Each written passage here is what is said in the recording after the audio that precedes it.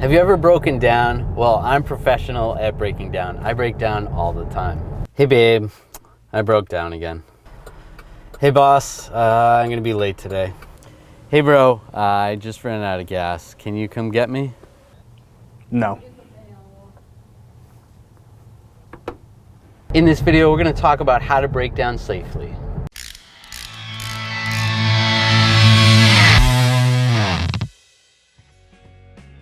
When your vehicle is breaking down, you're not going to have much time to think about this, so you want to prepare before. If you're losing control of the vehicle, whether you're losing brakes or steering, you want to pull over it to the side of the road as safe as possible. If your vehicle is smoking, pull off to the side of the road and exit the vehicle as quickly as possible. Remember to put your hazards on. While you're sitting in the vehicle on the side of the road, you want to make sure you have your seatbelt on. For any reason, if someone was to hit the vehicle in the rear, you don't want to cause any more bodily damage. And when you're getting out of the vehicle, make sure you look. When you're on the side of the road, try not to stay in front of your car as much as possible. If you have to look under the hood, that's understandable, but pretty much stay behind the car, or if there's a guardrail, make sure you stay behind the guardrail. In the event that you had a flat tire and it happens to be on the side that the dirt is on, if the vehicle's on the dirt, it's not going to be safe to jack up the vehicle and change the tire real quick. So do the best you can, do it safely. You want to make sure you warn other drivers that you're pulled over on the side of the road, not only with your hazard lights, but you can use some of those traffic cones, road flares, or they even make LED road flares that are even safer. It's not exactly safe for us to be on the side of the highway making this video with our crew, so we're going to go back to the studio.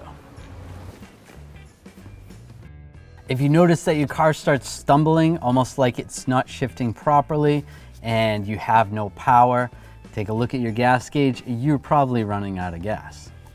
In the event that it's not an emergency to pull over right away and you see that there's an exit fairly close, you want to pull off a highway or off a major road into a parking lot is the best situation.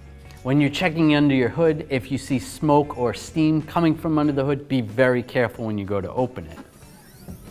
Oh, hey, I didn't see you there. In the event that your engine is overheating, maybe you have a lot of smoke pouring out of the engine, you want to take a look at the coolant level. But you don't want to open the radiator cap or the coolant cap at this time, but check and see if there's any coolant in there.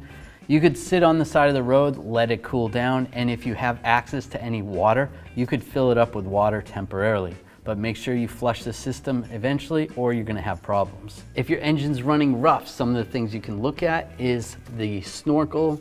Just see if anything's loose, see if anything's unattached, or the vacuum lines. If any of the vacuum lines are not connected or off, or that's going to give you a drivability issue. You can take a look at any of the connectors, see if anything's loose, if anything has popped off. That could give you some issues. Also checking your oil level, have a rag with you, wipe it down.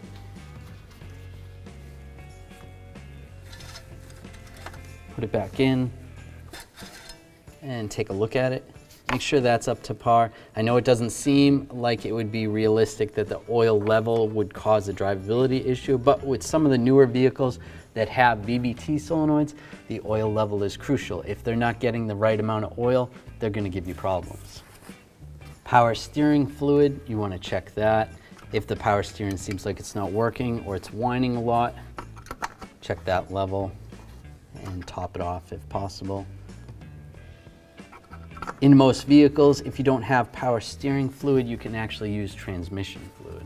And if your engine's overheating, your battery light came on, and you probably lost power steering, most likely it's a serpentine belt that is broken or the tensioner has fallen off. There's not much you can do from the side of the road. If there's anything I missed, or if you've broken down and have a story of a way that you bailed yourself out, leave me a comment below. If you enjoyed this video, make sure you subscribe to our channel, ring the bell, turn on all notifications so you don't miss any of our videos.